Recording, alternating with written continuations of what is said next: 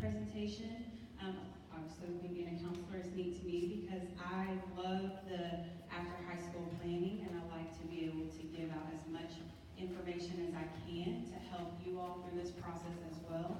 So this information for tonight will include a lot of the general different things that can come up with planning for after high school. So we'll get into that. I'm going to try real hard to answer as many of the questions that you guys submitted for me, and I appreciate that. So until we get started, let me just introduce myself. My name is Janaea Williams. I am one of our counselors. Several of them, or actually all of them, are here tonight. I have Alpha KIN through MUN, 10 through 12. And tonight, we have a goal of making sure you guys get as much information as possible to help you with this process, okay? I'm going to try to have a little time at the end to give you a chance to ask some questions on something that maybe I didn't cover. We do have part of this presentation that will be hopefully very informative on your end. As you can see, I have a table set up because we'll have 5 of local schools and a couple out of state that will come and be able to give you their side of how to help you guys through the college admissions process. If you saw in my email that I sent out, we have University of Texas at Austin represented that will be here tonight, Southern Methodist University, University of Oklahoma, University of Arkansas, and Texas A&M University. So I see there's some alum in the crowd tonight. So before we get to that point, just know that our representatives are based in this region and are tied with Coppell High School, so they work very closely with us to help our students and parents through this process. But we're really wanting this night to be very informative for you, so they may not have all the time to give you guys a one-on-one, but they love that. They love to set up a meeting separately with you and your student. I've seen them at Starbucks meet. They will schedule a meeting wherever to help you guys through the process as well. So please don't think that if you're not able to ask them something personally tonight, that's okay, because you're going to get a chance to do so in the future if you choose to do so, okay? So to get started tonight, with what is available for after high school planning are several things. I know that some of you, may have been a while since you've been in college and information changes constantly. So what I want to go over is what the options are for your student. Your student that is going to be a rising senior here very soon has the option to look into 2-year colleges, which would be, an example, be Dallas County Community College. That's who we're partnered with as a school district for your student to be able to take college courses while they're still in high school, if they're interested in starting that college transcript for free, and be able to get some of those hours taken care of while they're still in high school. Obviously, universities, colleges is another route that a student can select to attend right after high school. Military, we do have several students who are interested in joining a military academy, whether it's the Air Force, the Naval Academy, and I hope if you do have a current junior who's interested in going that pathway, you picked up a flyer because they will have a forum available on April 13th. So the flyer looked like this, that was outside.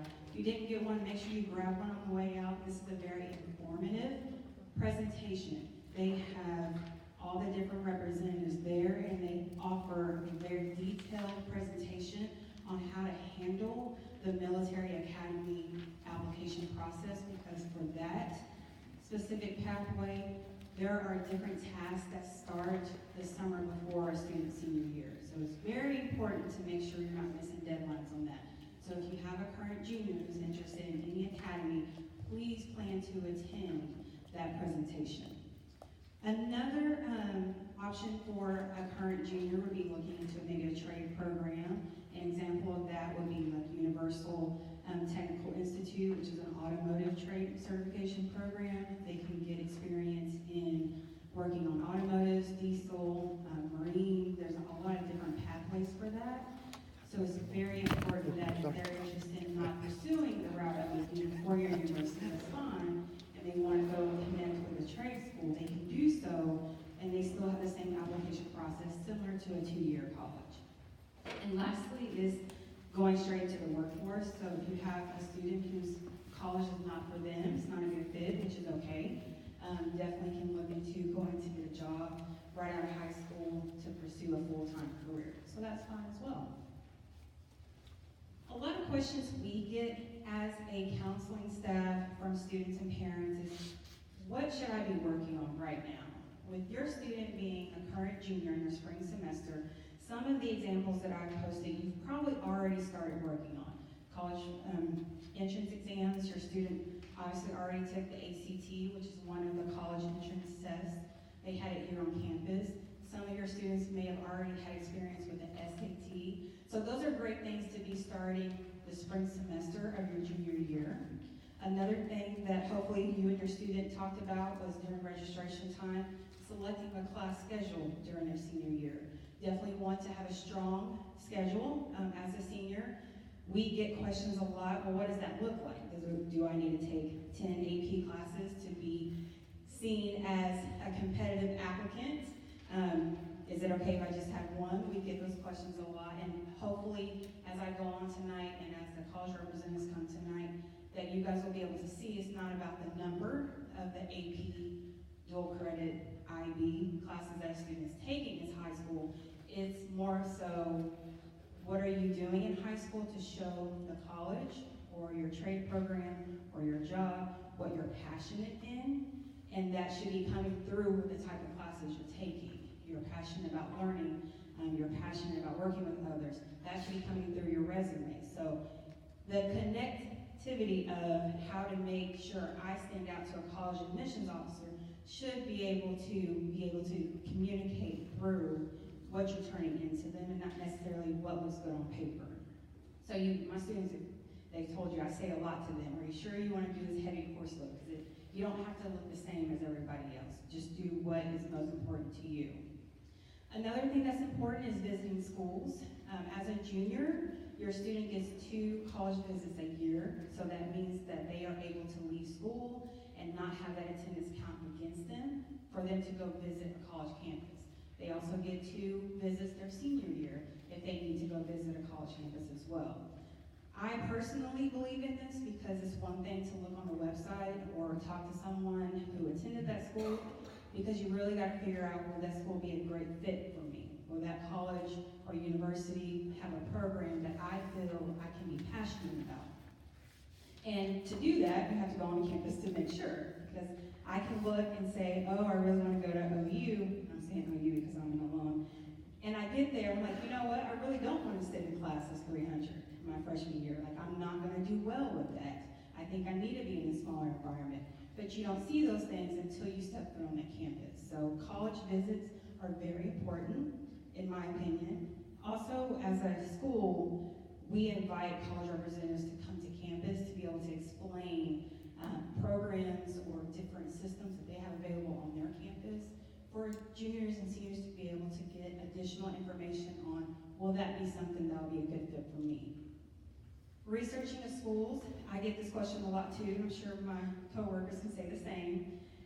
We use a system called Naviance, and I'll show you an example of that here in a little bit.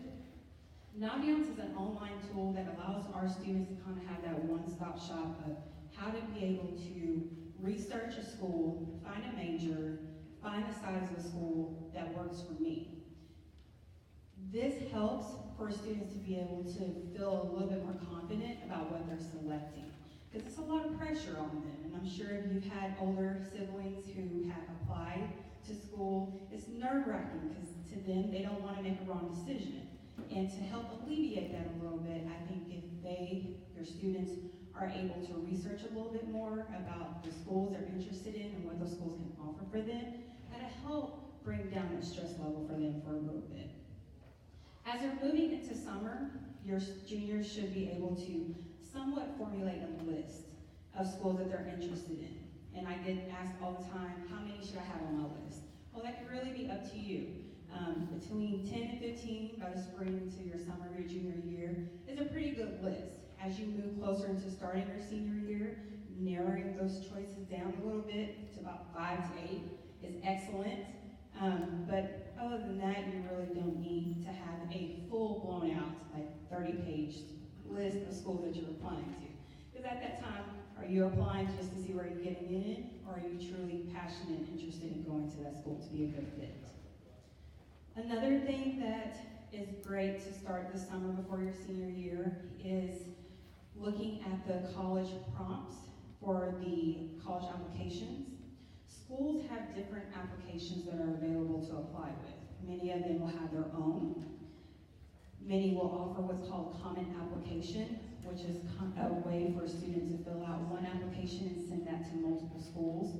And in the state of Texas, we have one similar to that called Apply Texas. For both of those application engines, they will post what the college application essay prompts are in advance.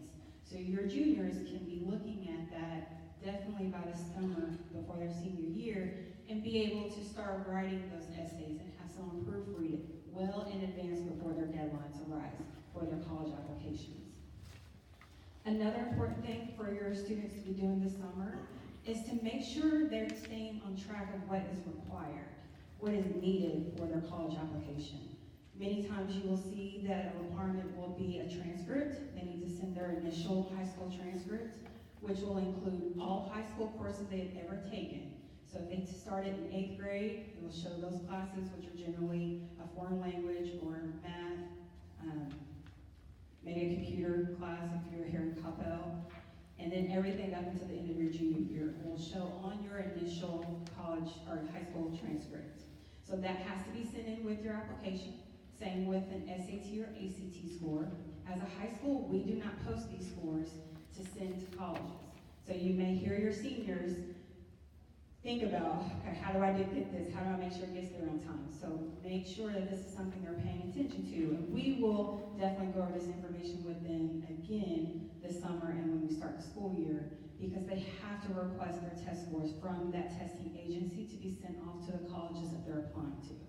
So it's something that you want to make sure your student is planning out to make sure those scores are getting there by the deadlines, because if it arrives after the deadline, then your application won't be considered. So making sure that required items are noted well in advance is something to pay attention to. Letter of recommendations is usually another requirement for certain schools, and I'll get into that a little bit deeper later on.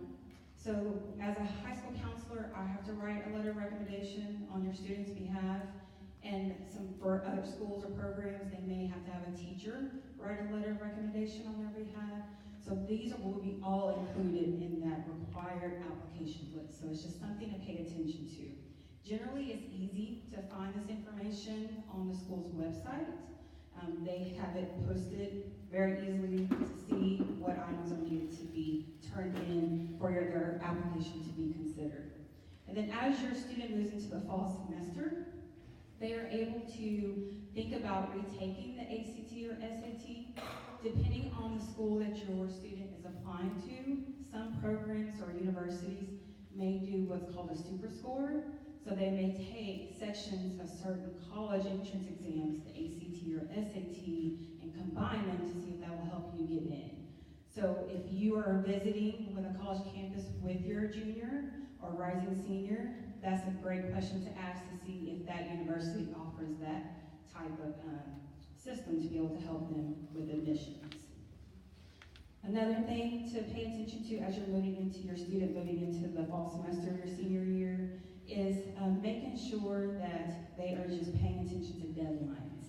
And as we move into the future, a lot of communication is done through email with your applicant. Hardly any information will come through the parent when it comes to college applications. And one thing I've noticed with high school students, they have a million icons. Have you all noticed that on their cell phones? Like they will have 14,000 and something emails that are unread, or 100 text messages that are unread. So that's something that's really important to make sure that if they're putting a school email or they're using a personal email, that they're checking their email, because a lot of universities will send information. They will send, hey, we're having this event for students who applied, or we're doing this luncheon here.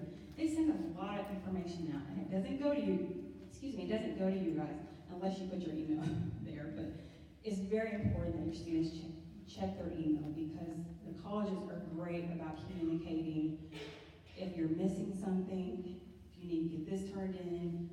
But if your student doesn't check their email, they can miss something that's very important. So that's just one thing that you can definitely help with as they move into their senior year.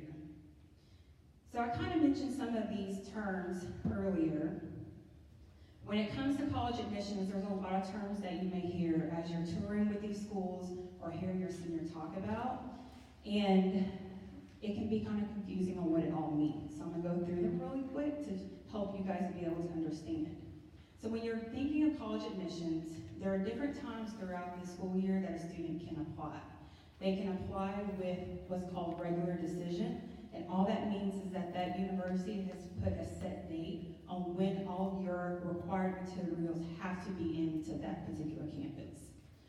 Schools also offer what's called an early action. This is not a binding process. This just allows your student to be able to get a response from that college at a sooner time. Typically, if you apply under a regular decision timeline, your response from that university may not come out until April. If you apply under early action, then your response will come back a lot sooner than that. So some students like that, especially if it is a school that is the top choice of theirs, and it just wants to alleviate some of the stress they're having on, will I get in, will I get in? So this kind of helps with that. It can also help with determining my roommate situation, housing, financial aid, and all of that. Under early action, you can apply to many schools. There's not a limit on how many schools that a student applies to early action.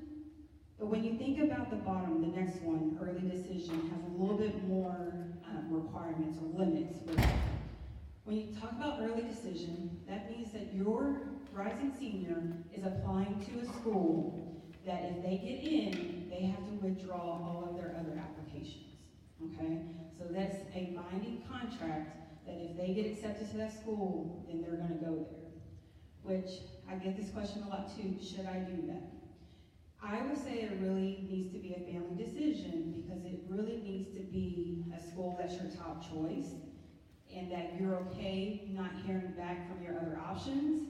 You're okay with not knowing where you stand on financial aid. If you're okay with all of that and you know for sure this is where you want to go, then you can definitely go this route. I don't come across a lot of early decisions, maybe one or two throughout the year. You guys about the same, one or two? I don't have a whole lot of this option. But again, the times I have come across this is students who are very, very sure that this is what they want to do. The next one, rolling admission, you can apply anytime, and as soon as they get all of your required materials, you will get a response back from the school. So the applications I was talking about earlier, many schools have options. You can do their own application. You can do what's called a Common App, which again is an application system where it allows the student to complete their information one time, but they're able to send this application to a variety or many schools. This also works the same way with Apply Texas. So for Apply Texas, you fill out your information once, but you can add as many schools and send it to that information. Universities don't have a preference of which one you use, so you don't have to necessarily stress about which one. As a campus, we try to have a preference, and only for certain schools, and I'll explain that here shortly. So the one thing that I hope you're hearing me say a lot is to help your rising senior be able to navigate this process is to make sure that they're finding a situation that fits best for them. If they have passion to go to a certain school because they feel connected with what that school can offer them, then going through this process won't feel as stressful. But if your student's having a hard time figuring that out, the one thing I can say to hopefully help alleviate some of that stress for them is to have them use our tool called Naviance. And as a parent, you don't have a Naviance side, but you are more than welcome to ask your rising senior to log into their account so that you can see what it will do. So within our Naviance account, it allows students to be able to enter in information so that they're able to create a list based on what their criteria is. Say if your rising senior wants to go to a large university, they want it to be near a city, they want it to offer this certain major, they can put all that criteria within Naviance for them to create a list that matches what they're looking for. So it's a really great kind of one-stop shop to do this. Another information system that's important to help your students gather some more information how to navigate through this process, like I mentioned, visiting schools during the summer, during a day off that we have, or during next school year. This is just a great time for you guys to be able to see, will this be a great fit? And again, it helps your students be able to not feel so stressed. Meeting with college representatives, they have a different kind of role than what I have as a high school counselor, obviously, because they're working for the school that your rising seniors are interested in, so they're able to give you that side to help navigate what your student is interested in. So as a high school counselor, I do everything to get you guys in there, help you send your documents, write your letters for you, help you kind of talk through what your decisions are, and then the college admissions representatives come in to help assist you with all the information about that particular school to help you be able to weigh out your options. So we really do work together, and like I mentioned earlier, I have seen college admission representatives meet with families one-on-one to be able to help talk through what's available from that particular campus for you guys. As a campus, we provide a district college fair. Have any of you attended in the past? It's very good. Very large fair that we do here on campus.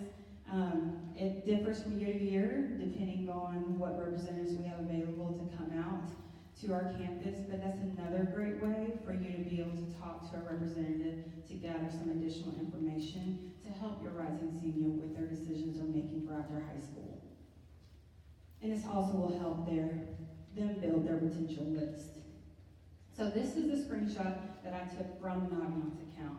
I mentioned earlier that our campus hosts college representatives to come out, usually during a lunch visit, or they'll come out and do a small group presentation. You guys may have saw my helpers earlier. Those students are my college ambassadors, so they help greet reps and they sit in on presentations because I'm one person, I can't be at every presentation, so they help me out with that along with my coworkers as well.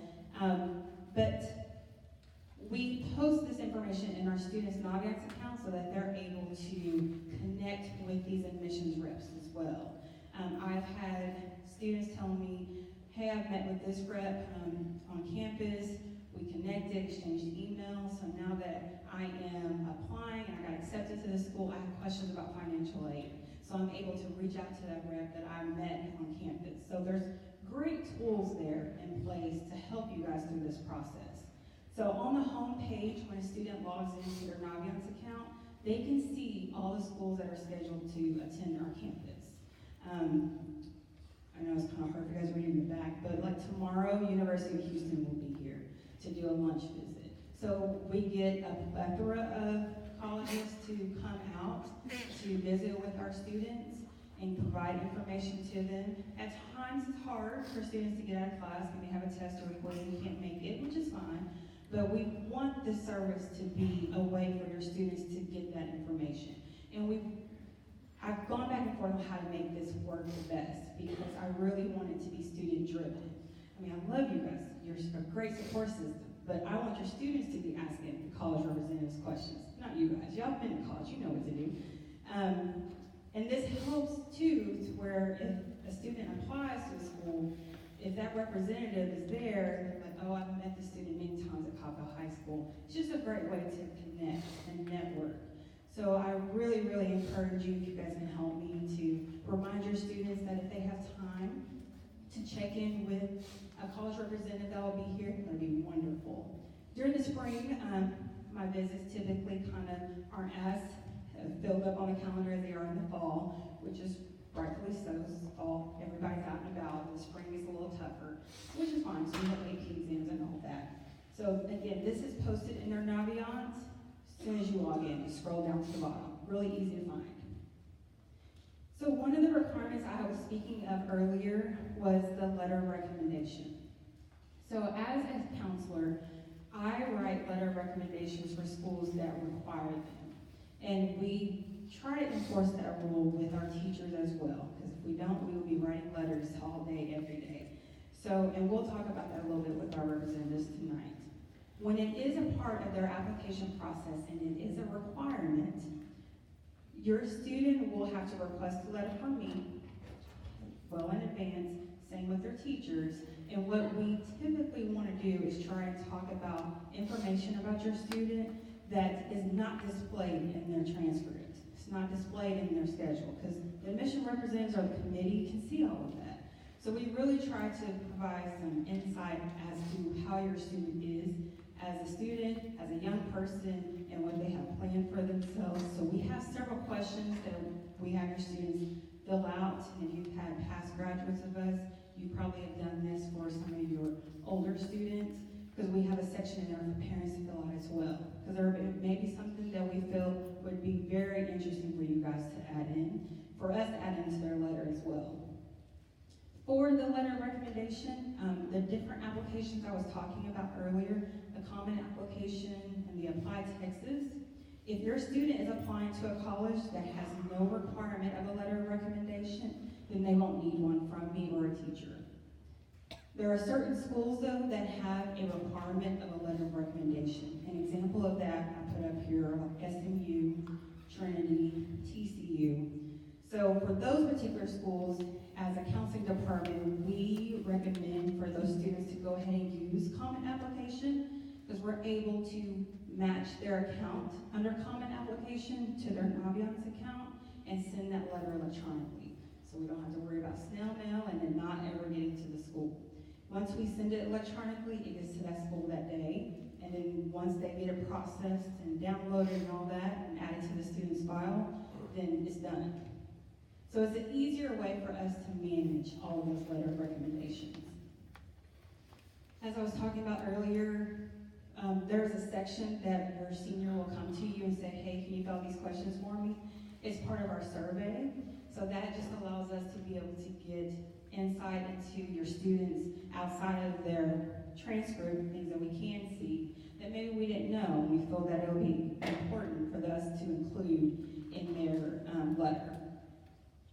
So if your student does come across an application or maybe a scholarship application where they have to have a requirement of a letter of recommendation, we recommend for the students to ask their teachers in person. We don't want them sending an email asking for them to write a letter. We want them to approach them to ask to do this. We want them to make sure they give teachers enough time. So at least 4 weeks in advance notice. And some teachers have their own system of when they would like their letters. Like some of them are telling their juniors now, like, if you want me to write your letter, let me know. So that they can make sure to get all the letters completed on time. And each one of our teachers have their own account within Naviance as well, so they're able to send that letter electronically to that student's school, okay? So again, it provides an easy way for us to get these required documents to your student's college. For the application deadlines, if your student is applying to multiple schools, if their application deadline, say they're applying to 5 different colleges, we recommend them telling us and telling their teachers their very first deadline. So if their deadline, their very first, out of all the schools they're applying to, their very first deadline is November 1st, then we recommend them getting their request to the counselors no later than September. And we'll have more of a specific date as we move closer to this new school year, just so that we can make sure that we're getting everybody's letters out on time, okay? Out of the 7 of us, we all have probably about close to 200 seniors, about 400 students altogether, so it's very important that they get all of their requests in on time, so that gives us time to write them and get them out. The same thing, if they have a later deadline, there will be some applications that may be due in December. So if that is the case, we just recommend as counseling staff to get their letter of recommendation request to us by November. And again, we'll have a more specific date later on. Now, the teachers don't necessarily have this type of timeline, so we just request that they ask their teacher at least 4 weeks in advance. So as I talk about the Naviance account, you heard me mention earlier that we use that to send our letters off. We send our transcripts that way as well. So again, there is nothing that needs to be put in the mail unless it is specifically required from that particular agency, which usually the only time I see that is if it's maybe athletics or scholarship. So when it comes to their Naviance account, it's very important that your student keeps a list of the schools they're applying to in their Naviance account up to date. Your student is able to add colleges, take off colleges. They can kind of edit it any way they want to. The only thing is that as a counselor, I don't get notifications when they do so. So it's important that they are staying in communication with their counselor. If they've taken off the school that they're no longer applying to, they don't need a letter of recommendation or their transcript sent there anymore, or they've added a school and they do need a letter sent or their transcript sent. So this is an example of what their page looks like. At the top, there's many tabs. Under all of these different tabs, they're able to do a college search. So I was talking about earlier, they can put in those different criteria for the type of schools that they're interested in, and it will create or formulate or generate a list of schools that match their criteria. They're able to look at different careers. They're able to search different careers. Maybe they've heard about one and want to hear more about it. There's videos about different careers in here. They're able to do surveys, learning style surveys if they're not sure what they want to do, and they want to take a personality test to see their strengths and weaknesses. So our Naviance account kind of houses all of this stuff for free for your students. They just have to take the time to kind of go through and be able to use some of these things. They will use the college I'm applying to tab frequently as a senior. This is where they're going to be able to go in and add the schools, request their letter of recommendation. So it's something that they use quite a bit. They also use this to request their transcripts. If we ever have news, we post it in Naviance for your student to be able to go back to or refer to anytime that they're working through their college admission process and just need a little bit of additional support. So the online tool I was talking about where students can enter in a criteria is called Supermatch in Naviance, which allows students to say, I want my school near a city, or I want it big, or I want it small, or I want it private or public, whatever they're looking for. They're able to put all of that in there, and it will create the list. So as you can see, the first school list up there says Paul Quinn College, and again, I just kind of threw in some things just to give you an example, but it matched what I had entered in according to their criteria. So it's a great way for your students to be able to get an idea of what they might have in store for them. In Naviance, if a student just clicks on a school name, they're able to see information about it. They're able to see what the average price is for that school, their acceptance rate, their deadlines. So it's a great way for them to be able to stay on top of the current information about that school. So it's a great tool to be able to use. Another thing to pay attention to is financial aid, or the FAFSA. This is a government way for you to be able to see if you qualify for a Pell Grant or student loans. And the application opens October 1st. You don't have to have it submitted by that time, but it does open by October 1st of your student's senior year. So you're able to work with your student to be able to start the information, because it asks a lot of information from your end, as well as your student, and you're able to go ahead and work through this and get it submitted earlier than what it used to be available. I've included some other links to help you guys look for other financial help. If you're looking for scholarships, you can go to any of these sites. I will post this website. You can go to any of these sites to be able to look for scholarship search engines. One thing to keep in mind is to help remind your seniors to apply for scholarships. It is time consuming, I'm not going to lie, to research, apply, gather material when it comes to scholarship search. But it's one thing that students are not taken advantage of as like they should be with getting ready to leave for school. And I think we all can use some free money when it comes to college. So if you can help remind your students to just carve out some time to be able to work through scholarship applications, to be able to help them get some of that free money. As a department, we get local scholarship information all the time. We email it out to the seniors all the time so that they will remember, hey, this scholarship is available to apply for, this deadline's coming up. So it's again another thing to help remind them to check their email so that they are making sure they're staying up to date on what scholarships are available for them.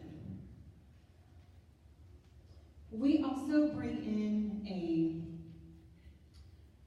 organization from Texas Women's University. They're called the Go Center. These are current college students who are able to be here for free for your student as a resource to help when it comes to college applications, when it comes to writing essays, applying for scholarships, financial aid, looking into majors.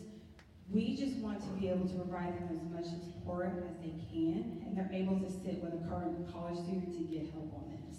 So this is something we've done since I've worked here, so quite a while.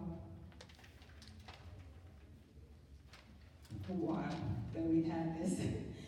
And it's also because these are recent high school grads, current college students, so it's a way for your student to be able to work with someone one-on-one to get more help in this aspect. So know that we have it available here on our campus. Students just go through our Naviance to sign up for it, or they may go to one of our offices, our student services offices, to also sign up to meet with a current college student to help in this fashion as well. And with career search, I didn't mention that. They do help with career search as well. So it's a great, great connection to be able to provide all the support we can for your students during this time. Okay? So my little part is done. Was there anything, I have a few minutes that I can answer some questions. Is there anything that's just burning at you that I didn't go over as clearly as you may need? Yes, ma'am.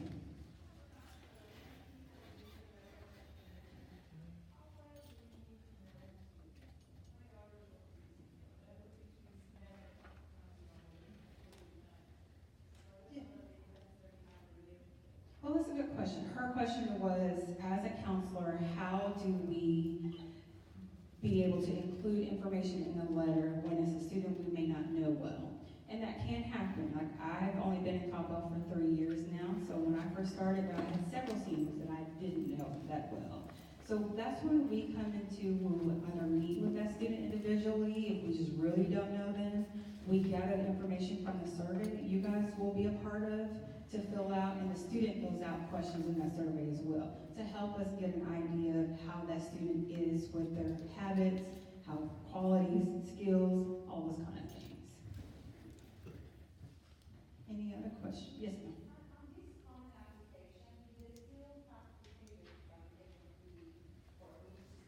Yes. So when it comes to the applications, she asked, do they still have to pay when it comes to all these schools? Yes. Unless your student qualifies for an application fee waiver, which they have to meet certain criteria financially to do so, and the counselors can help with that part. But yes, depending on where you're applying, yes, you will have to pay an application fee. Yeah. Yes, in the back. What about interviews? Do colleges do a lot of interviews, and how do we find out about them and schedule them? She asked about interviews. Do colleges provide interviews when it comes to the college application process? It will depend on the program and the university.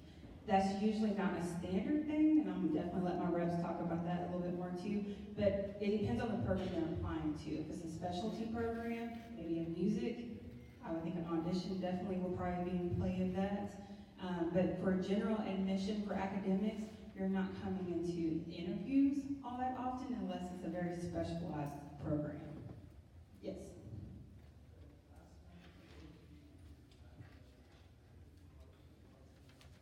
Can you say that one more time? Rank. And we're going to go over that too with our college. He was asking about rank. I have a question. I know you guys saw that on the survey. We will definitely go over that with our college admissions representatives to help you guys better understand how rank comes into play, or not being ranked comes into play with college admissions. Okay, well, it is about time. I'm going to let my college admission representatives to head on up to their table. As they're getting ready to get in their spot, please know that I definitely pulled out some of the same questions that were being asked on the survey because I didn't want it to be repetitive for you guys, and I wanted to be able to be very well time-wise for all of you. So there were some that were repetitive that I didn't include, and then there are some that were more specific when it comes to the question, the more specific with your student. So those type of questions I didn't include because those would be great questions for you to ask when you're meeting one-on-one with our representatives during your own time when it comes to you and your students' plans for after high school. So this panel discussion is to be very general to help you understand their role as a college admissions representative and how it can help you guys through this process as well, all right? If you can help me to welcome our guests for the evening.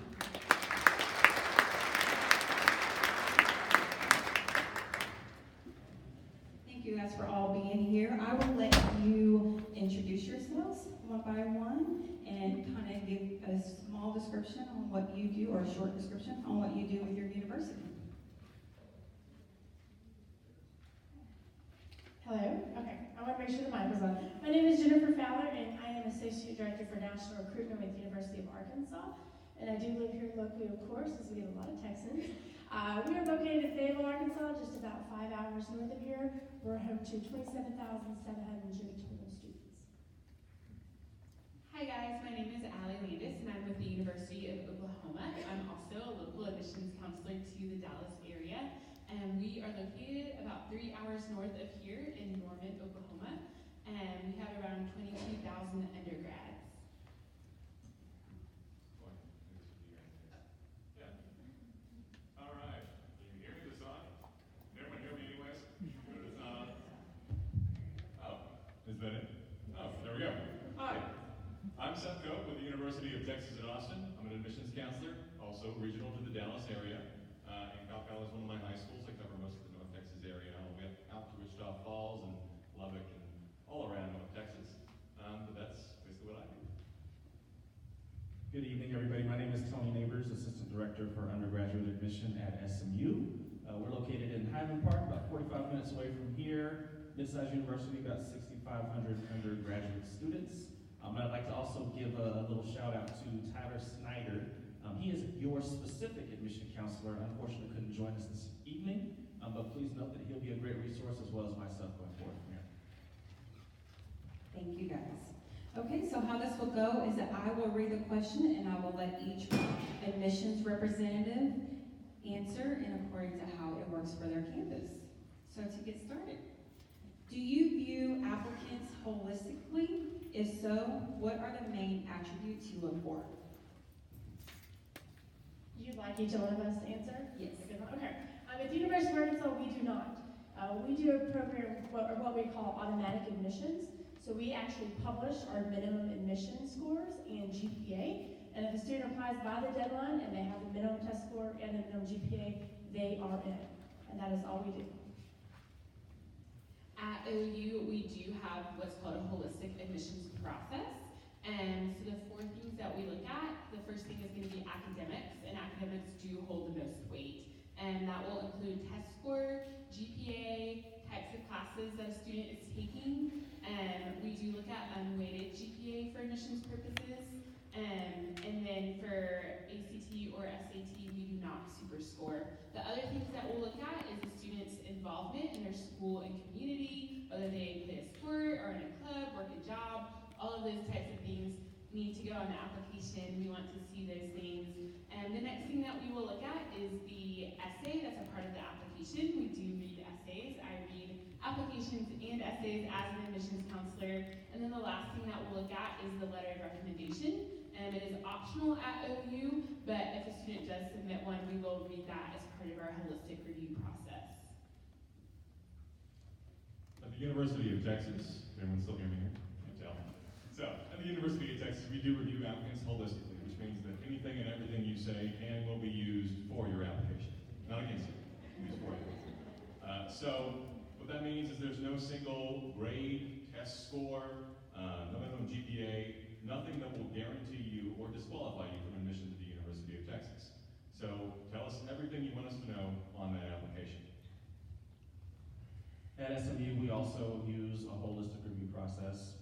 Similarly to, was it OU? We also very strongly, heavily weigh the academic side. So of course, make sure the grades, the testing's looking really good, the curriculum and rigor, grade trend over time, and all those sorts of things. But we also are really excited to learn what students are involved with outside the classroom, extracurricular involvements, leadership, volunteering, anything along those lines. And I should mention, we super score the SAT. We also super score the ACT. And I got here a little into the presentation. Are you all familiar with super scoring? Okay. Oh, did I hear a no? Okay, let me explain that. So for super scoring, for the SAT, for example, there are two sections. There's the reading, writing, there's the math section. Basically, for every take or every attempt of the test, we will take your best individual sections, and we'll sandwich those together, and that's how we will view the SAT.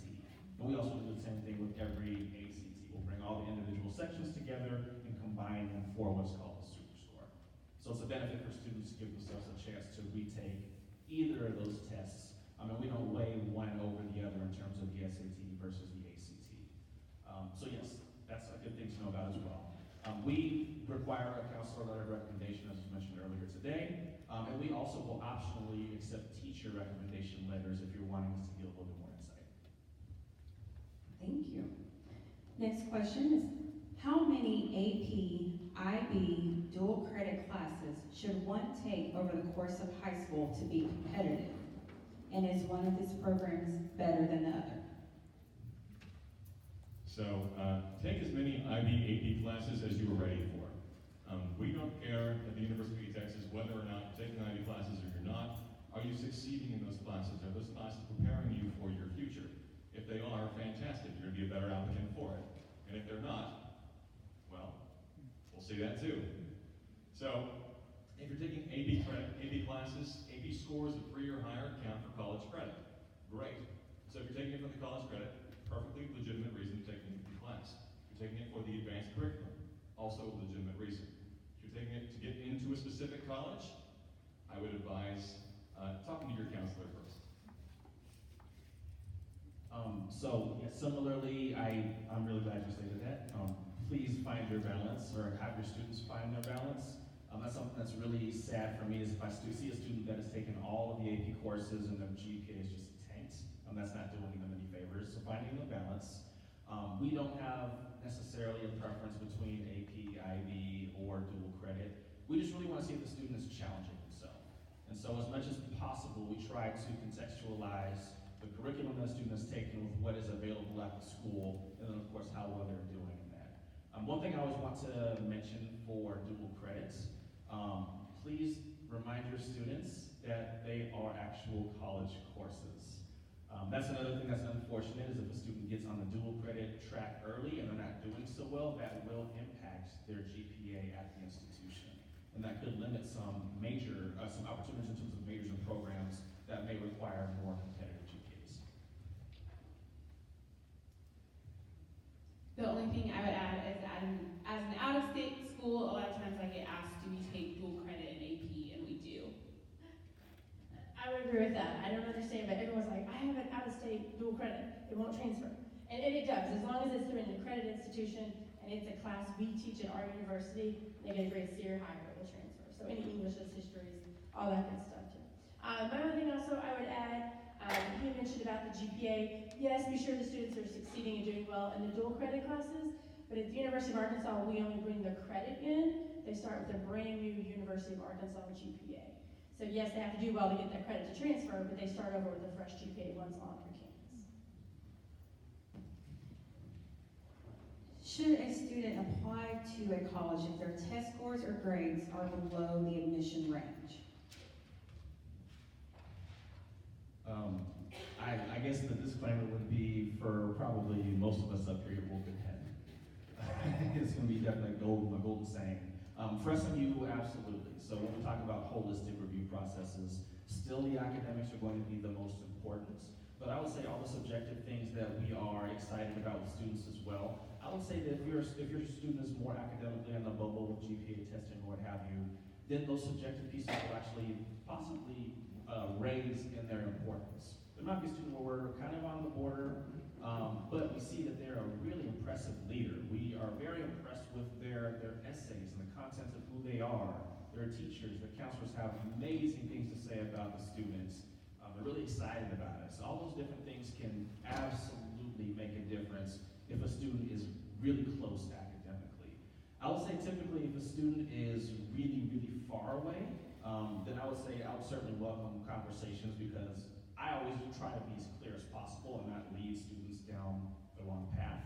And then also if they're really, really, really strong academically, that will more likely override a more lackluster set of activities and that sort of thing. We really want to make sure a student is ready to succeed in the classroom, but then also we're excited to learn what they're going to bring beyond just their coursework.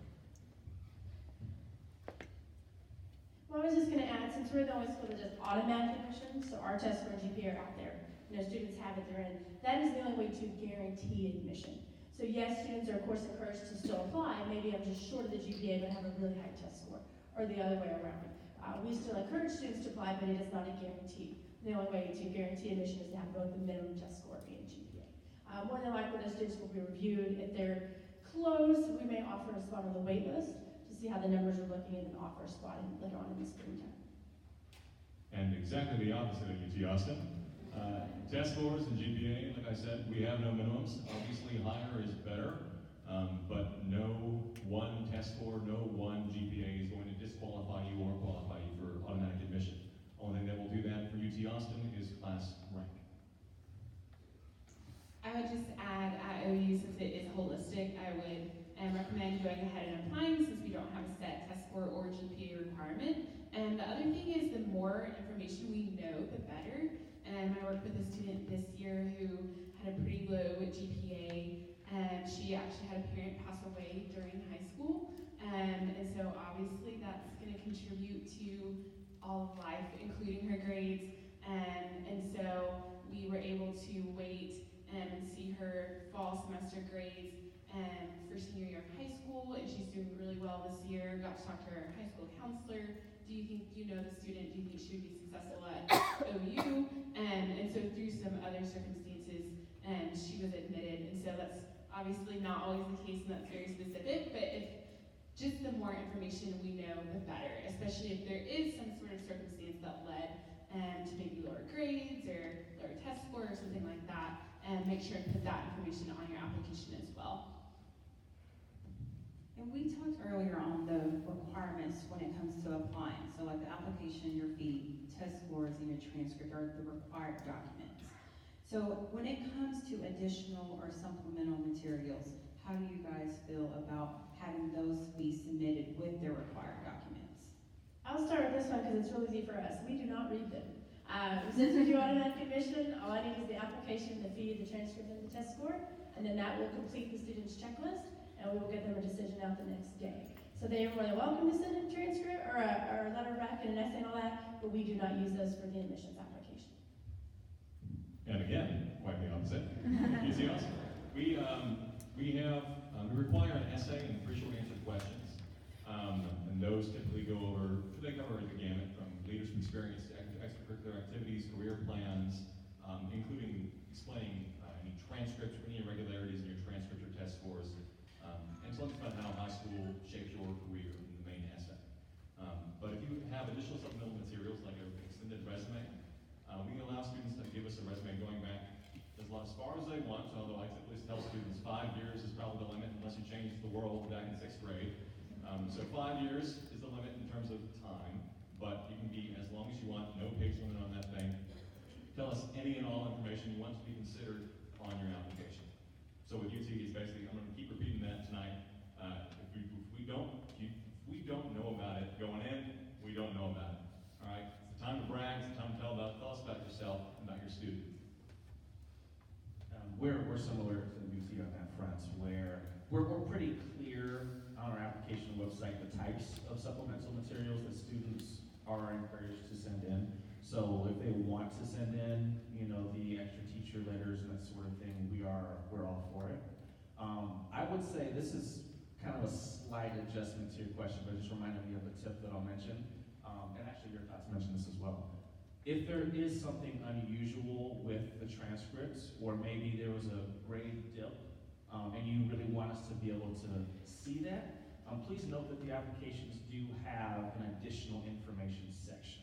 So I'd say that is a much better place to put, hey, I got an injury in sports, my grades went down, rather than making that the essay because you feel like that's the only way to get that particular point across. Now I'll say, sure, that can be in the essay if that really is a huge part of the student's growth as an individual, but please note that that's a better place typically unless it does have that role in their life in shaping their high school experience. We accept up to 3 letters of recommendation. After 3, we will not read anymore. And then we also will accept a resume. For your campus, are there separate deadlines for admission and scholarship applications? I can start us off. At OU, it's all in one. The application for admission is also the application for scholarships. So the deadline for that is December 15th. I tell students, as long as you fill out the application completely, every question that you can answer it, including there's 2 supplemental questions asking about leadership and community service for leadership and community service scholarships. So fill out that application completely, submit it by December 15th, and you're good to go for OU. We're a tad different in Arkansas, so I was saying we were automatic admission, test scores, transcripts are all we need for admissions. That is because we have a separate scholarship application. So when students apply to the university, they indicate interest in academic scholarships. We email them the next day the scholarship application. That is the one where we ask for the essay and the resume to be a part of, and those are holistically awarded. Because of that, we do have 2 separate deadlines.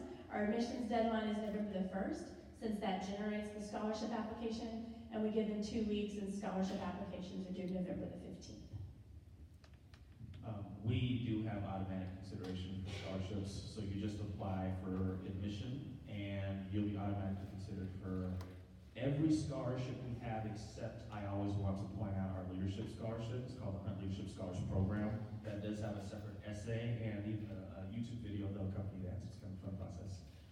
So yeah, please note that it's all automatic, and there are no so we have an early deadline of November 1st, and then our regular deadline is January 15th.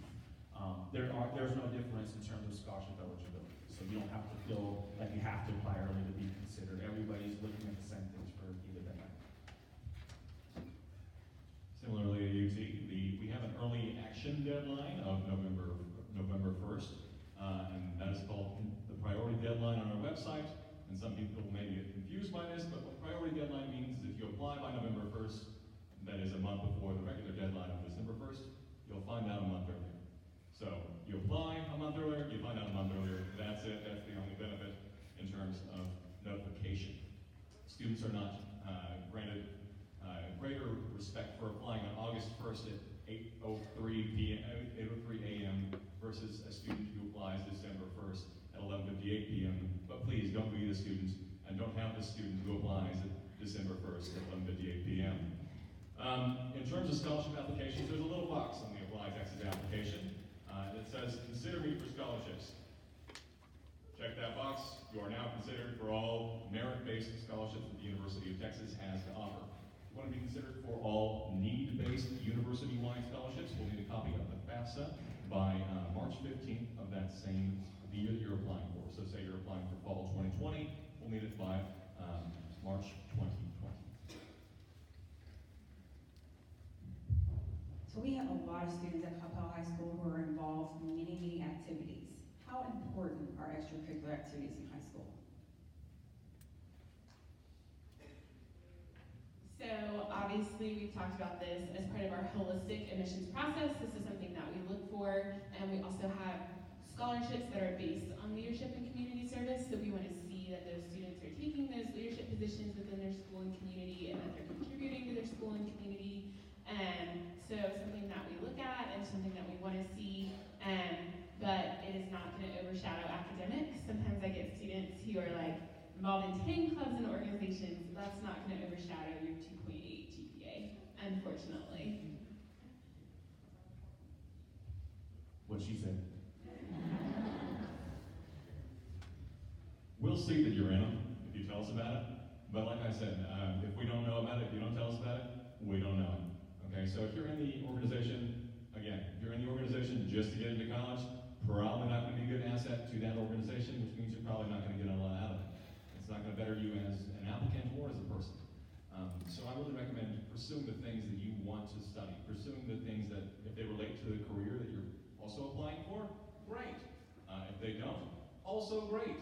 All right, just take the classes, do the things that you want to do, and that passion should translate into your application. And then I would just like to add too, when it comes to resumes, extracurricular activities, try to have the student like literally write down everything. I mean, yes, anybody can pay membership fees and join 10,000 clubs and list them on the resume. But like you said, is that really going to help you that much? Try to dig a little bit deeper. Okay, I was a member of this club, but you know what? I helped with fundraising for this event last fall. Well, be sure to put that fundraising committee for such and such. We raised $20,000. Or, start thinking about that kind of stuff. Break down, yes, I was in this group. What did I do for this group? Did I run for office? Even if I wasn't elected, I ran for treasurer 2019 or whatever. Be sure to try to put as much as you can in there. If the student had a part-time job, if they were in the band, they were in the plays, anything you could think of, be sure to put everything on there. No, we're not just talking about being a member of a club or playing a sport, but let us know everything that they did, especially if it's any type of leadership role. So please, please, please help us with your rising seniors on what they're selecting. Make sure they're selecting something they're passionate about, not so good on paper.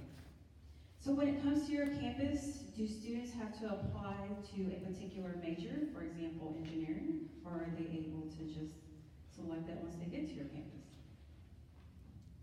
Yes, you do have to apply to the major when you apply to UT Austin. And thankfully you mentioned engineering here on the question. I've been saying that there's no minimum test scores, no minimum GPA. Engineering is just slightly different. So if you're applying for the College of Engineering, so College of Engineering, Environmental Science, and Economics. These two majors and this entire school, engineering, all has something called calculus readiness requirement, which is a minimum of a 620 or higher on the math portion of your SAT, or a 26 or higher on the math portion of your ACT, or 3 or higher in AP calculus test by the time you apply, either A, B, or BC, or a college grade, a passing grade in a college level Calculus 1 class. So if you are in Calculus 1 over the summer at a community college or a local institution, such as University of North Texas, et cetera, SMU, then that will count and to qualify you for engineering, environmental science, and economics. At SMU, you're applying to the university as a whole, unless you're coming in for business, or unless you're coming in for one of our visual or performing arts majors, which do require an additional portfolio. In Arkansas, we admit directly into most of our programs, so students can select, hey, I want to be in accounting in the Walton College of Business, or electrical engineering and engineering. We admit directly into the academic colleges. They can also go ahead and choose what we call exploratory or undecided, so they can at least choose their academic college at Arkansas, but start undecided within that field. The only ones, music requires, of course, a separate audition, and nursing school is a separate application. Those students will apply as pre-nursing. At OU, all of our freshmen are advised through our university college, and they aren't placed into the specific degree-granting college, such as the School of Business or School of Engineering, until their sophomore year. It's going to be based on their freshman year GPA while at OU, nothing from high school. Most schools require a 2.5, the highest is journalism, and they require 2.75. So I tell students, as long as you're going to class and doing what you need to be doing, then you should be fine. And that doesn't mean that we stop you from taking those beginning engineering classes your freshman year. You're still able to do that, and we make it really easy to change majors that way and to try out different things. We know 70% of our freshmen do change majors, so that's why we have our university college. The only majors that are a little bit different are aviation, since we are limited in the number of planes that we have. There is a requirement of that for a 3.0 GPA and a 22 ACT. And then all of our fine arts majors, such as School of Music, musical theater, dance, those are going to have an audition requirement. Thank you. So as a high school counselor, I get this question quite a bit. Do senior year courses matter in college admissions process? I'll hop on this one because it's a question on down the way we might not get to. But we offer a scholarship program we call the New Arkansas Non-Resident Tuition Award. And it is something that we offer based on test score and GPA. There's 3 tiers of the scholarship. And what it does is it helps cover a percentage of that extra out-of-state tuition for our students. So yes, our merit-based scholarship application is November 15th, so we're making all those decisions based on junior year in. Students still have all of senior year to try and qualify for one of our surrounding state scholarships, that NRTA award. So in our case, it is extremely important. You know, students can submit 7th semester, they can submit final transcripts, they can keep taking the ACT and SAT all senior year if they'd like to qualify for our surrounding state program to help offset that out-of-state tuition. So we're probably a little bit different than most other universities on that. Yes, senior year grades matter. If we see a D or a F when we get that final transcript, then you'll be getting a letter and asking why you have received this grade and possible rescinding your admission. So they do matter. Also, for scholarship purposes, we will look at fall semester grades. We won't use final transcripts. And the other way that they're helpful is if the student is on the wait list, we'll accept updated academic information and we'll re-review their application once we receive that updated information. So we'll take 7th semester and then final transcripts as well from students who are on the wait list. So usually, we go off the last transcript that we have received. So because our application takes place during the fall semester, sometimes that could be your senior year mid-semester transcript. It could be the last semester of your junior year transcript. That's typically what we receive from most students. That said, definitely tell your student to keep their grades up in their classes their senior year and keep trying, keep plugging away. Because if they do run into an issue along the applications process or they're not admitted directly into UT Austin and they wish to appeal, sometimes an updated transcript is all they need as material evidence to help them along in the appeals process. Similarly, where with SMU, you could be accepted into the university with just through your junior year grades if you're utilizing our early deadline, and then that's all that we need to get you admitted. But we do require, actually, we all are going to require a final high school transcript, and that's even beyond our institutions. I believe it's federal law. We need to get those in. And so if there are concerns where there's just a rapidly declining grade trend, similarly, we may reach out. We may have some questions and want a little bit more context on that. For SMU, I'll say something strategically that could be good just to be aware of. I'd say especially if your student is maybe more on the borderline. That's where strategically it's not a bad idea to focus on our November 1st deadline, because the vast majority of the time, unless the student's really, really far off from our admission requirements, if they're on the bubble, we're more likely to defer them to our regular pool.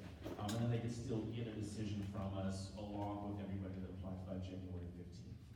Whereas if you're in that same position where you're more on the bubble, and then you apply January 15th, it's most likely going to be a wait list or one of our other options that can kind of get you moving after that.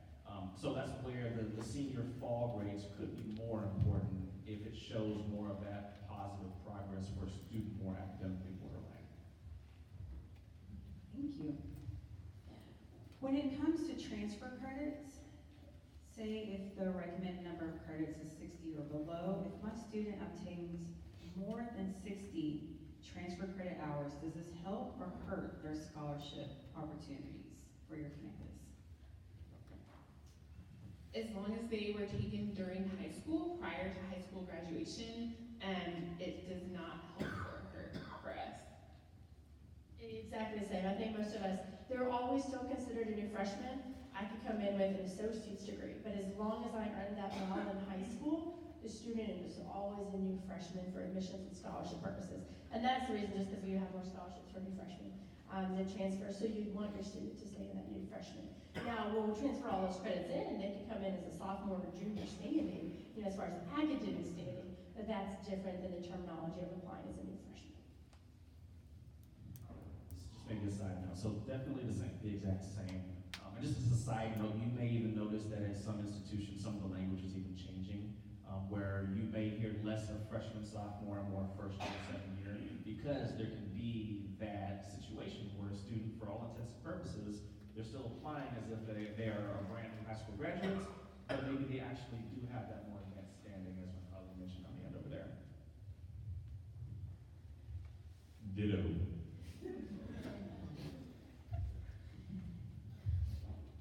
And you guys kind of touched on this a little bit earlier, but when it comes to a Coppell High School student who is in a very competitive high school environment and have taken very rigorous courses, if they do not have a top 10% rank and maybe don't meet your academic guidelines perfectly, would you still encourage them, which most of you guys said yes, to apply to your university?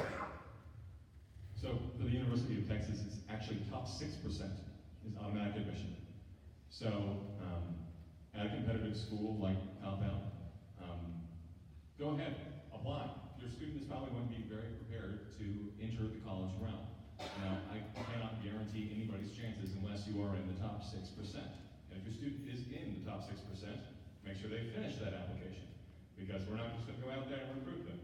So they have to finish their application to the University of Texas, and they'll be guaranteed entry into the university. But every student should still try on that application, because nobody is guaranteed into their first choice major.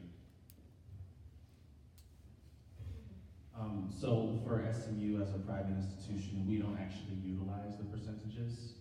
And so, I mean, if a school is communicating that, that certainly just gives us a little piece of auxiliary information that, oh, the student is very strong. But there's nothing in terms of requirements or guarantees that have to do with percentage points. As much as we are able, we try to contextualize a student's performance based off of what is available at their school. That's something that's really nice about the counselor recommendation letters. The requirement itself really is literally, it could be a one-page letter from the counselor, but often many schools will also send us a school report that gives us more insight into how students are doing, insight into the average number of AP courses that are taken. There's a lot of detailed information where we're able to find that, hey, the student's GPA might be a little bit lower, but their rigor at their school is a lot stronger, and we do take that into consideration. Ours is going to be the same. We don't look at rank in our holistic process. Exactly the same for Arkansas, no rank. And to kind of help you parents too with your rising seniors, we have what's called a school profile, which lists all of our information about our campus. It talks about what our grades mean, how many AP, IB, dual credit classes we offer on campus, how many of our students go off to a four-year university, which is typically about 80% that get accepted into a four-year university from our campus. So we send that profile to the universities with our transcripts when our students are requesting their transcripts to be sent off from our campus. Therefore, from wherever they're applying, that campus can see where they're coming from. So I get that question a lot too. It's like, oh, well, our students are not getting accepted here or there. That information may not always be true. So if you ever want to look at it, it's definitely on our website under our counselors tab, and it's just called a school profile. And that's what we send with all of our transcripts. And you guys kind of touched on this next question a little bit. What are the chances of students who are not in top 10%, with the exception of BT Austin, but got mostly A's throughout high school, took most available AP classes and dual credit classes, and are in marching band? What are their chances? As someone who was in marching band, no. So the same kind of thing applies. We use a holistic process. So their chances are the same as everybody else applying to the University of Texas. Now, I did touch on this a little bit earlier with applying to UT Austin does not guarantee you entry into your first choice major, which means that Johnny A over here, who's auto in from a small rural high school out in West Texas, has the exact same chances of getting into the McComb School of Business as Johnny B over here from Coppell. So whatever the chances are in terms of you're not top 10%, you're heavily involved, or you're in AP classes, you're in dual credit classes, you're involved in the marching band. You may be drum major, who knows? Again, if we know about it, we'll use it in your application. If we don't know about it, we don't use it.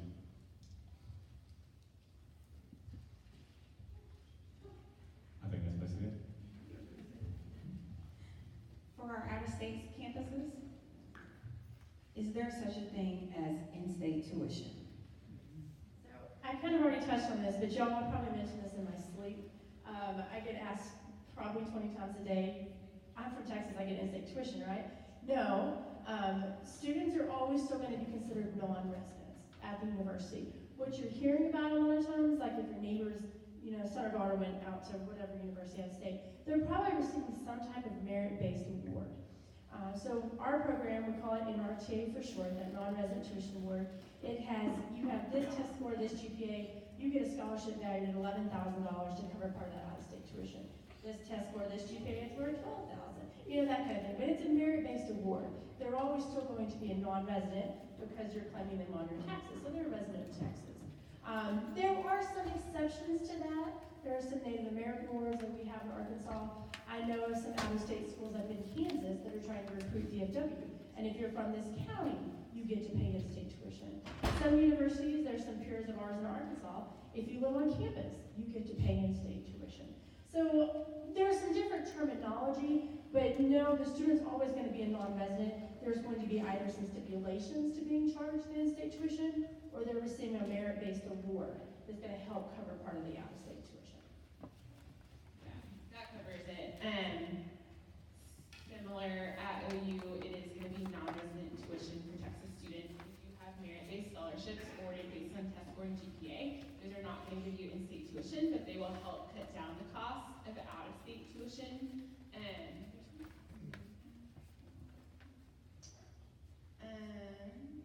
Maybe if it comes back to me, I'll let y'all know. I'll go ahead and throw this into about residency. So I get a lot of questions. They're like, okay, well, if my student enrolls, say I didn't get one of those scholarships, but if my student enrolls, they can be an Arkansas resident next semester, right, or next year. You have to check the residency requirements for that state and that institution, okay? At the University of Arkansas, ours is done based on the state of the legal guardian as long as you're claiming them on your taxes. So unless you want to give up your tax credit, pretty much you're going to be a non-resident, right? They're going to be a resident of the state you're in.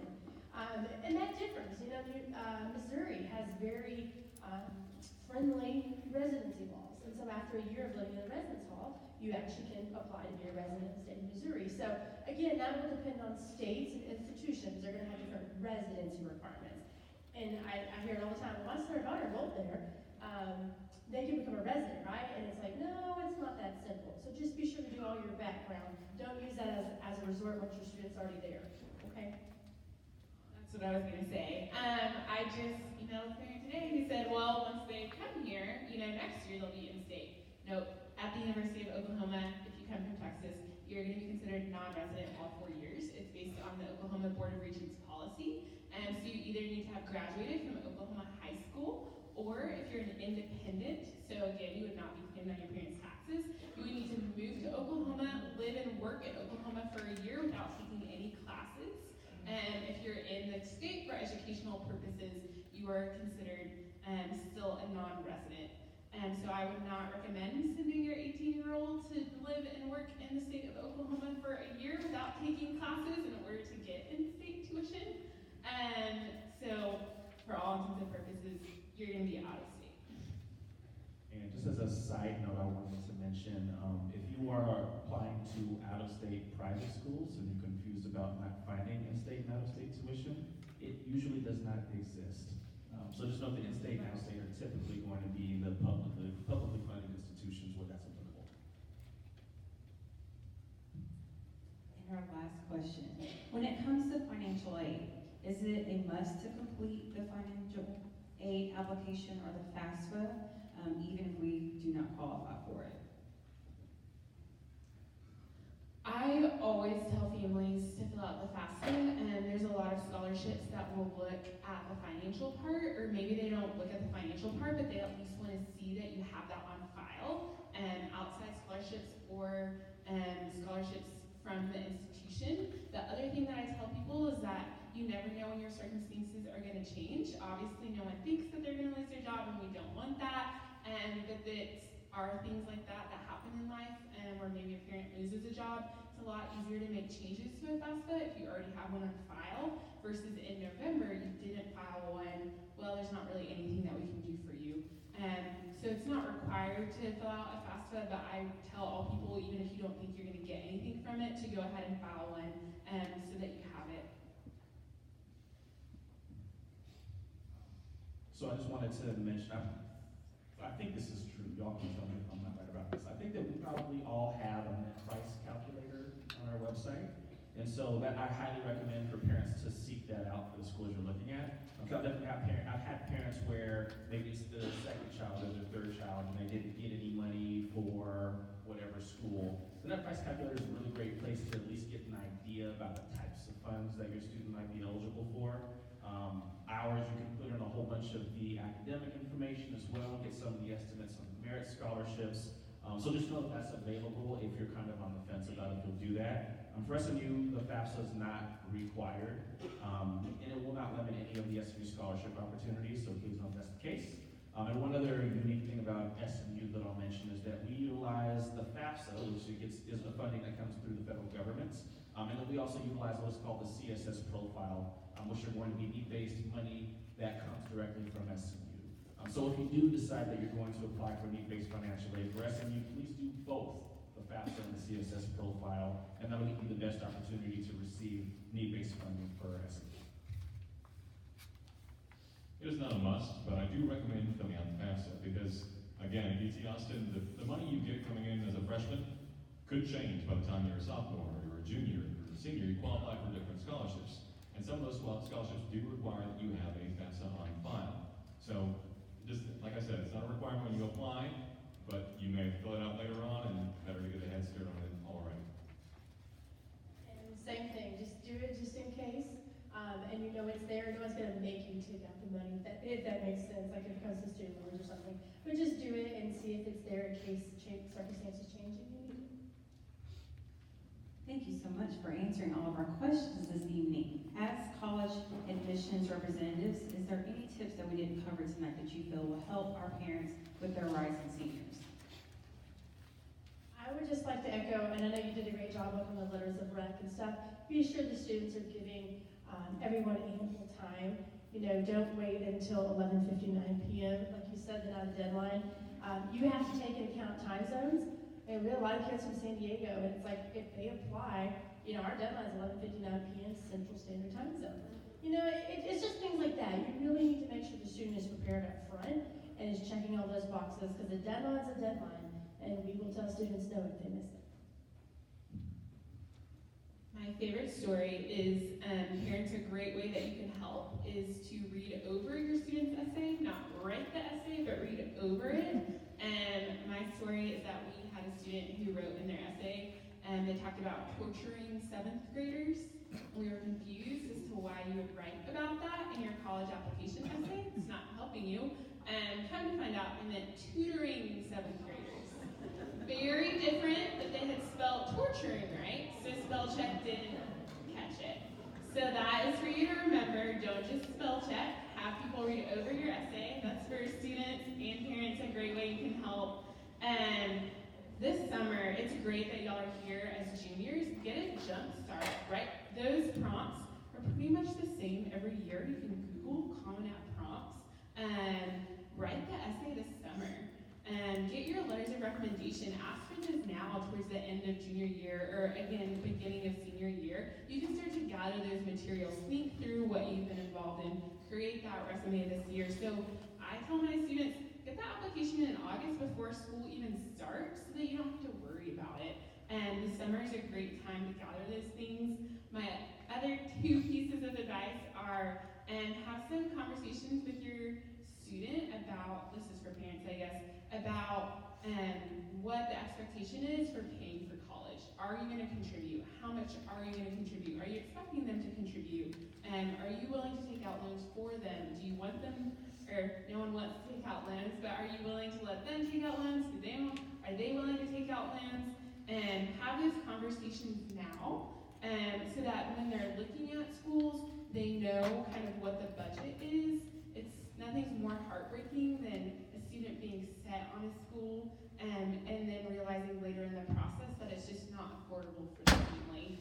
And my last piece of advice is to visit campuses if you have the ability, and just nothing substitutes for actually being there and experiencing it for yourself. Okay. That's all I got. First of all, +1 on the visits. Please visit. Obviously, with the internet and web resources, you can find out so many things about an institution. These sterile rankings and numbers and stats do not tell the full story. There are many great institutions out there, many, all of us are great institutions, but that does not mean that we will necessarily be the right fit for your students. The other thing I wanted to mention that's related also to the financial piece, junior year, or even those of you with students younger than junior year, is a perfectly great time to start looking for outside scholarships. I could not more strongly state the value of investing time in searching for outside scholarships. There is a lady who works in one of our offices on campus, and she does these workshops about scholarships. Her child, I want to say, is still middle school at the latest, maybe still in elementary school, and already has thousands of dollars of scholarships. Truly, it is never too early to start applying for outside scholarships. If your student can apply for dozens, literally dozens of outside scholarships before the end of senior year, anything that you can do so that way once your student has gotten all their acceptance letters, they can choose the school they're most excited about. That's the saddest thing for me, is for a student to get accepted to the #1 school but not be able to go because they can't afford it. So that's a really great proactive way to at least open the possibility of your student having more options open, depending on which schools that they're getting those acceptances from. Plus one to that. And again, as my colleague said, definitely do your research. Rankings aren't everything. Now, being UT, we're going to list all of our rankings there so you can see them, but definitely do your research. The third-party sites contain a lot of information. Sometimes it's misleading or out-of-date information, so definitely do your research. Make sure you have multiple sources, just the basic forms of research, look it up. If it's not coming from a website with that UTexas address, it's not official. So make sure it's coming from the official website, all right, before you start listening to other information that people do. Make sure you double check it before you pass it on. Another thing about that I would really recommend for students applying, treat those essays, the short answer questions, the spaces where you do have chances to differentiate yourself, like an interview, all right? We don't have time to interview all 53,000 applicants that we had for fall 2019. So what we did was we looked at their essays, their questions, and looked at literally anything and everything they had that could differentiate themselves from the other 52,999 other applicants. All right, so definitely treat those like an interview process. Go as in-depth as you can, give us as much information as you can, and that'll make it a great company. I want to add one quick thing on outside scholarships, if y'all really think it's worth your time and effort. We have a student, she's a sophomore on campus, and she needed some extra money as she went along throughout her education. And she literally took applying for outside scholarships through FastWeb and all those other websites as a full-time job. She submitted 189 applications, and she received $69,000 in scholarships. So yes, it was worth all of her time and effort to sit down and write all those essays and fill all that out, because you just never know who else applying. So definitely, I cannot second that enough. And lastly, what is the best way if a student and parent has questions or they just want to visit with you all with being representations of your campus? What's the best way for them to contact you? So yeah, I usually come to the school twice a semester, and then of course the college fair as well, and then in the spring I do the panel. All of us, if you go out, not even to those who are here, if you go out to the university's website, they usually are going to have like a map or type in your zip code or something, but it will populate who the recruiter for your area is. And then we all, email. I tell students to text me, so I travel across the nation, and we are in the middle of our admitted student receptions. And so I tell students just to text me, because I literally have no idea where we're going to be one week to the other. But ask the recruiter if students can do that, because students are so used to communicating, 140 characters or less. And if it's a simple question, hey, just text me and I'll reply right back. That'll probably be up to the institution, but any university, you can find your contact online, name, email, phone number. The only thing I would add, yes, find us online. It's wonderful. I would also say to further the point about visiting, to check out the visit programs that schools offer as well. Oftentimes I'll have students that I might run into and they'll say they haven't done an admission tour, but maybe they visited a friend on campus, which is fun, and that does give you a certain type of perspective. But we do have typically lots of really nice specialized ways to get a more particular look at your academic programs, or maybe a more holistic tour of campus, or maybe a certain student life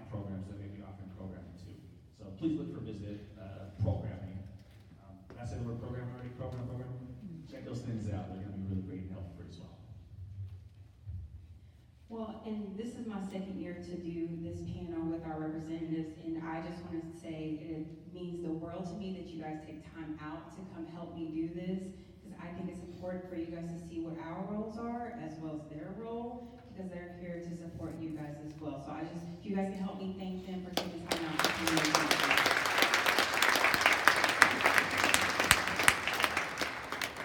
So before I wrap up tonight, there was just a couple of things that I forgot to mention earlier. When it comes to the college applications, the Common App and then Apply Texas generally will open July 1st, and Common App is August 1st. I might have gotten those dates vice versa, but it's one of those dates. One thing, if you can help your rising seniors to know, is that just because it opens doesn't mean they have to hurry and submit it. I've seen in recent years, students think, well, I have to hurry and get all this stuff in. We do come back to campus from summer vacation in July, but we're not sending transcripts and your required documents at that time. We will definitely send it out once we get started with that process, which is usually when school starts. So just to help the stress level with you and your rising seniors, just because the application opens doesn't mean they have to rush and hurry and get all of their required documents in at that date. Secondly, is that your junior will get a similar presentation going out to them tomorrow via email. Theirs is going to be a little bit more detailed because, again, we want your student to be driving force of their after high school plan. So we go in a little bit more detail because we want them to be doing all of the steps when it comes to researching and looking at schools and looking into your college application essay prompts and all of that. So they're going to get more detailed information starting tomorrow. And then starting in April, you will be able to sit with your student's counselor and have a 30-minute session. When your student gets their email tomorrow, the very last slide within that email is going to be a sign-up link. Each one of us will have dates and times available for you and your student to sign up. So if there was anything that you felt you just needed a little bit more information on, or you just need some more guidance on, we're going to give you guys an opportunity in April to be able to sit down with your student's counselor to help prepare for these after high school plans, okay? I appreciate you guys so much for coming this evening. I know it was a lot of information, it was a lot of sitting and getting, but I hope you guys found it very beneficial to help you with this plan. Thank you so much. Have a great night.